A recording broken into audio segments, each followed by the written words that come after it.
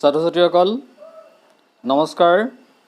আজি আমি তোমালোকৰ অনুশীলনী 5ত থকা 7 নম্বৰ যিটো প্ৰশ্ন 7 নম্বৰ প্ৰশ্ন হয় এইটো। আজি আমি 7 নম্বৰ প্ৰশ্নটো কৰিব লৈছো দেই। ইয়াত চোৱা 90 ঘৰৰ পৰা 250 মিটাৰ খোজকাঢ়ি আহি বাছত উঠে। বাছত 700 মিটাৰ যোৱাৰ পিছত বাছৰ পৰা নামি যায়। বাছৰ পৰা নামি 150 মিটাৰ খোজকাঢ়ি নিকেতন পায়। 90 ঘৰৰ পৰা নিকেতনলৈ দূৰত্ব কিমান? ঠিক আছে, 1 নম্বৰ প্ৰশ্ন।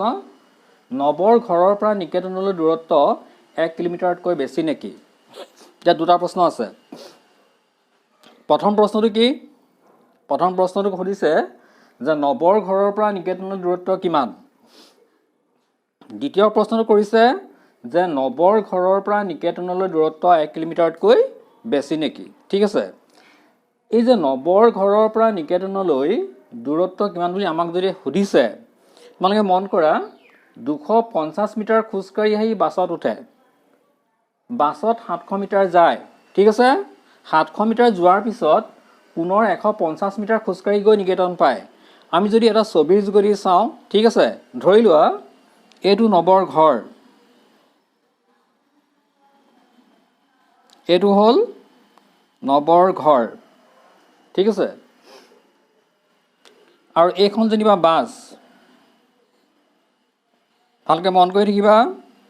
ধৰি লোৱা এইখন বাছ।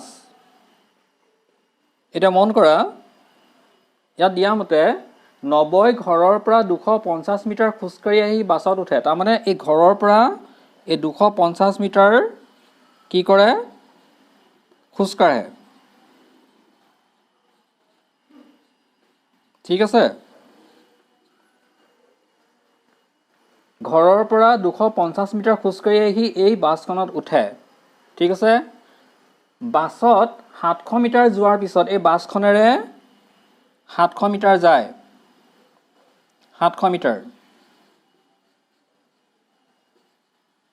ঠিক আছে, বাছত যায়।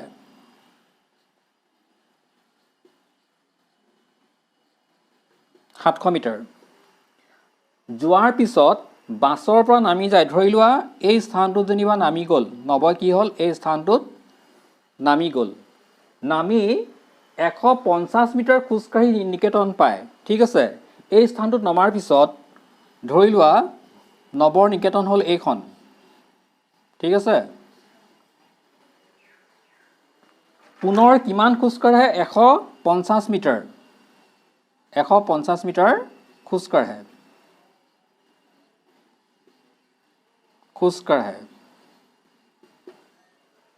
ঠিক আছে, প্ৰশ্নটো ভালকৈ চোৱা। ধৰি লোৱা এইটো 90ৰ ঘৰ, এইখন বাছ। 90 ঘৰৰ পৰা 250 মিটাৰ খোজকাঢ়ি আহি এই বাছখনত উঠে। ঠিক আছে, এই বাছখনেৰে 700 মিটাৰ যায়। বাছখনেৰে যায় 700 মিটাৰ। ধৰি লোৱা এই স্থানত নামি যায়। নমাৰ পিছত এই স্থানৰ পৰা পুনৰ 150 মিটাৰ খোজকাঢ়ি গৈ পেলাই 90 নিকেতন পায়। তো প্ৰশ্নটো কৰিছে 90ৰ ঘৰৰ পৰা নিকেতনৰ দূৰত্ব কিমান? তাৰমানে এয়া হ'ল 90ৰ ঘৰ আৰু এয়া হ'ল 90ৰ নিকেতন। দূৰত্বটো উলিয়াব লাগে। ঠিক আছে, তেতিয়াহ'লে এই 250 মিটাৰ খোজকাঢ়ে প্ৰথমতে, তাৰপিছত এই বাছত উঠে। বাছত 700 মিটাৰ যায়। এই 700 মিটাৰ বাছৰ পৰা নামি পুনৰ 150 মিটাৰ খোজকাঢ়ে। ঠিক আছে, তেনেহ'লে এই 250 মিটাৰ, 700 মিটাৰ আৰু 150 মিটাৰ আমি কি কৰিব লাগিব? যোগ কৰিলে 90ৰ ঘৰৰ পৰা এই নিকেতনৰ যিটো দূৰত্ব সেইটো ওলাই আহিব। ঠিক আছেনে? ঠিক আছে, আমি এতিয়া কৰিম কেনেকৈ চোৱা। তোমালোকে ছবিবোৰ আঁকিব নালাগে দেই। তোমালোকে ছবিবোৰ আঁকিব নালাগে। এনেকৈ ছবি আঁকি কৰাৰ প্ৰয়োজন নাই। তোমালোকে বুজি পাবৰ কাৰণেহে মই দেখুৱালোঁ। এতিয়া অংকটো আমি কেনেকৈ কৰিব লাগিব সেইটো চোৱা। ইয়াত আমি লিখিব লাগিব 90ৰ ঘৰৰ পৰা নিকেতনৰ দূৰত্ব। ঠিক আছে, প্ৰথমতে 250 মিটাৰ খোজকাঢ়িছিলে, গতিকে ইয়াত লিখিব লাগিব 250 মিটাৰ যোগ 700 মিটাৰ যায় বাছেৰে, পুনৰ 700 মিটাৰ যোগ পুনৰ 150 মিটাৰ খোজ কাঢ়ে গতিকে 150 মিটাৰ ঠিক আছে তোমালোকে যদি এনেকৈ পথালিকে যোগ কৰি দিগদাৰ পোৱা কি কৰিবা এনেকৈ থিয়কে কৰি প্লাস যোগ কৰি চাই ল'বা দেই 250 মিটাৰ 700 মিটাৰ আৰু পুনৰ 150 মিটাৰ আমি যদি যোগ কৰোঁ কিমান হ'ব 10 শূন্য কৰিলে 1 9 10 11 1100 মিটাৰ ঠিক আছে কিমান পালো আমি 1100 মিটাৰ নবৰ ঘৰৰ পৰা নিকেতনৰ দূৰত্ব 1100 মিটাৰ এটা প্ৰশ্নৰ উত্তৰ আমি উলিয়ালো পিছৰ যেটো প্ৰশ্ন নবৰ ঘৰৰ পৰা নিকেতনলৈ দূৰত্ব 1 কিলোমিটাৰতকৈ বেছি নেকি তোমালোকে উত্তৰটো দেখি গম পাইছা বোধ কৰো যে 1 কিলোমিটাৰতকৈ বেছি নে কম কাৰণ মই তোমালোকক কৈছিলো উত্তৰটো ইয়াত মিটাৰত ওলাইছে আমি জানো যে 1000 মিটাৰ 1 কিলোমিটাৰ হয় ইয়াত কিমান আছে 1100 মিটাৰ ওলাইছে তাৰ মানে উত্তৰটো কি হ'ব যে নবৰ ঘৰৰ পৰা নিকেতনলৈ দূৰত্ব 1 কিলোমিটাৰতকৈ কি হ'ব বেছি হ'ব ঠিক আছে গতিকে লিখিব লাগিব কি বুলি লিখিব লাগিব এতেকে নবৰ ঘৰৰ পৰা নিকেতনলৈ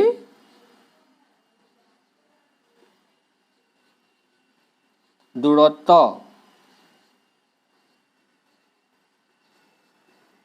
1 কিলোমিটাৰতকৈ মিটাৰতকৈ বেছি ঠিক আছে বস ইমানখিনি কৰিব লাগে কিমান বেছি আমাক প্ৰয়োজন নাই কাৰণ আমাক প্ৰশ্নতে সোধা নাই যে নবৰ ঘৰৰ পৰা নিকেতনল দূৰত্ব 1 কিলোমিটাৰতকৈ কিমান বেছি নে কম আমাক তেনেকৈ সোধা নাই 1 কিলোমিটাৰতকৈ বেছি নেকি বুলিহে আমাক সুধিছে ঠিক আছে আৰু আমি উত্তৰটো দেখি পেলাই গম পাইছো যে এই উত্তৰটো 1 কিলোমিটাৰতকৈ বেছি গতিকে আমি লিখিব লাগিব যে এতেকে নবৰ ঘৰৰ পৰা নিকেতনলৈ দূৰত্ব 1 কিলোমিটাৰতকৈ বেছি ঠিক এই কোণেই হ'ল অংকটো প্ৰশ্নটো ডাঙৰ কিন্তু অংকটো একেবাৰে সৰু বুজি পাইছা নহয় পাৰিবা চাগে ন ছাত্ৰ-ছাত্ৰীসকল পুনৰ তোমালোকৰ তাৰ পিছৰ যেটো প্ৰশ্ন 8 নম্বৰ প্ৰশ্নটো মন কৰাচোন আমি এইমাত্ৰ 7 নম্বৰটো কৰিলো এটো হ'ল 8 নম্বৰ প্ৰশ্নটো ইয়াত দিছে চোৱা ইয়াত এখন খেলপথাৰৰ চিত্ৰ দিয়া আছে তোমালোকে দেখিছা বোধ কৰো খেলপথাৰখনৰ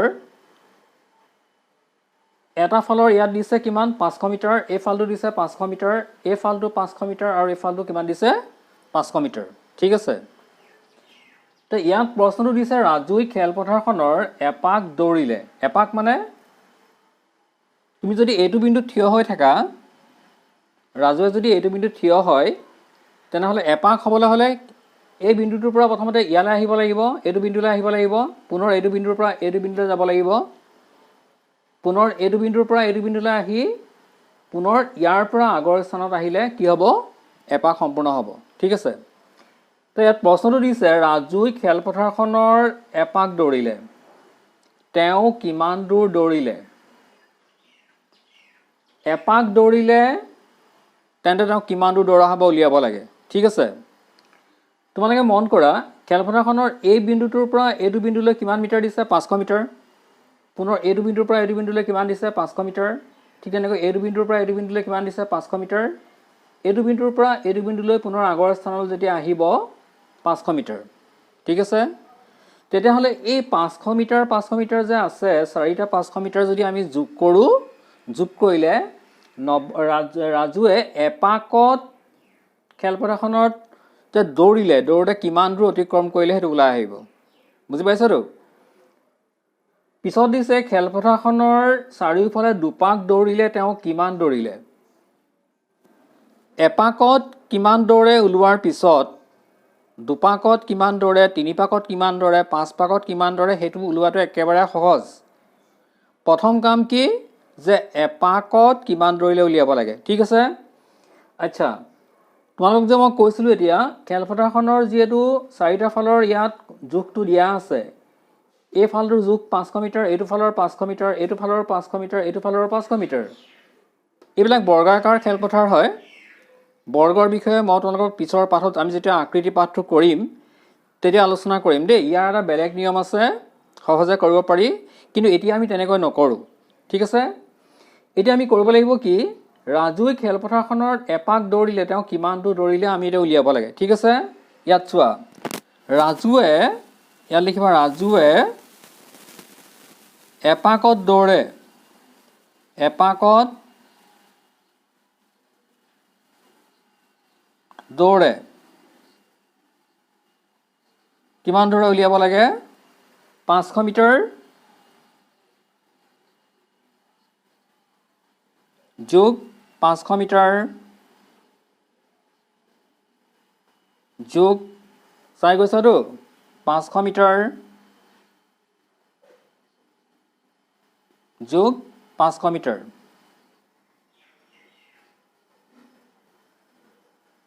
ঠিক আছে, এতিয়া আমি এই 4টা 500 মিটাৰ যদি যোগ কৰোঁ কিমান হ'ব, 2000 মিটাৰ।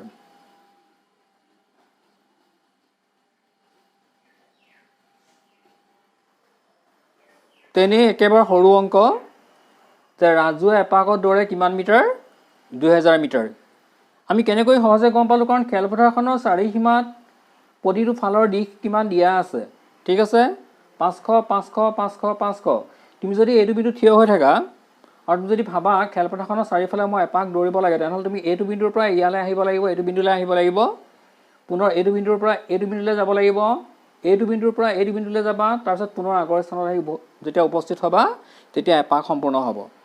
গতিকেলৈ ৰাজুৱে এপাকত দৌৰে কিমান, 2000 মিটাৰ। তো এপাকত কিমান দৌৰে ওলোৱাৰ পিছত ইয়াত যে প্ৰশ্ন দিছে খেলপথাৰখনৰ চাৰিওফালে দুপাক দৌৰিলে তেওঁ কিমান দৌৰিলে, তেনেহ'লে 2ৰে আমি কি কৰিব লাগিব, এপাকৰ সংখ্যাটো কি কৰিব লাগিব, পূৰণ কৰিব লাগিব। পুনৰ চোৱা, এতেকে ৰাজুৱে দুপাকত দৌৰে 2000 মিটাৰ। এই 2000 মিটাৰটো ক'ৰ পৰা আহিলে, এই 2000 মিটাৰটো হৈছে কি, এপাকত দৌৰে, হয়নে বাৰু। গতিকে 2000 মিটাৰ পূৰণ 2 সমান কি হ'ব, 4000 মিটাৰ। ঠিক আছে, গতিকে উত্তৰ আমি কি লিখিব লাগিব, উত্তৰটো আমি কি লিখিব লাগিব, এপাকত দৌৰে 2000 মিটাৰ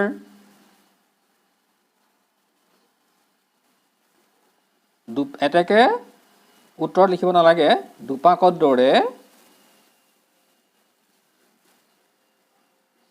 4000 মিটাৰ। ঠিক এনেকৈ কৰিবা, একেবাৰে সৰুকৈ, হয়নে, একো ডাঙৰকৈ কৰিব দৰকাৰ নাই। তোমালোকে এই বৰ্গ আকৃতিবিলাকৰ আমি যেতিয়া আকৃতি পাঠটো পাম তাত বৰ্গ, আয়ত, এই চতুৰ্ভুজৰ কিছুমান প্ৰকাৰ আছে। ঠিক আছে, আমি সেই বিষয়ে আলোচনা কৰিম, তেতিয়া তোমালোকে কিছুমান কথা গম পাবা। এতিয়া সদ্যহতে এই প্ৰশ্নটো, এই অংকটো তোমালোকে ঠিক এনেকৈ কৰিবা, হ'ব।